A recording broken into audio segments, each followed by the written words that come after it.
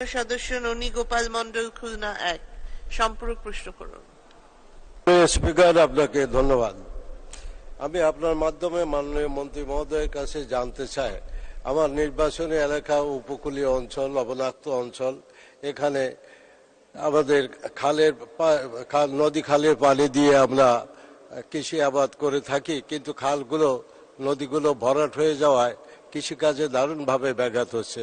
এই খালগুলো খনন করার কোনো উদ্যোগ গ্রহণ করবেন কিনা কৃষি মন্ত্রী মহোদয় অনুগ্রহ বলবেন কিনা? আপনাকে ধন্যবাদ। ধন্যবাদ। মাননীয় সদস্য, মাননীয় মন্ত্রী। মাননীয় স্পিকার, আপনাকে ধন্যবাদ। নদীগুলি আসলেই খনন করা প্রয়োজন এবং এইটি আমাদের পানি উন্নয়ন বোর্ড থেকেই খনন করা হয়।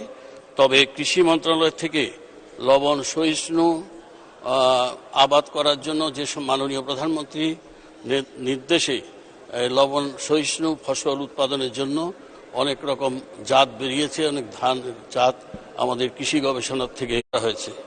আমি আশা করি এবং নদীগুলি খনন পানি উন্নয়ন বোর্ড করবে এবং মাননীয় প্রধানমন্ত্রীর নির্দেশে পানি উন্নয়ন বোর্ড অনেক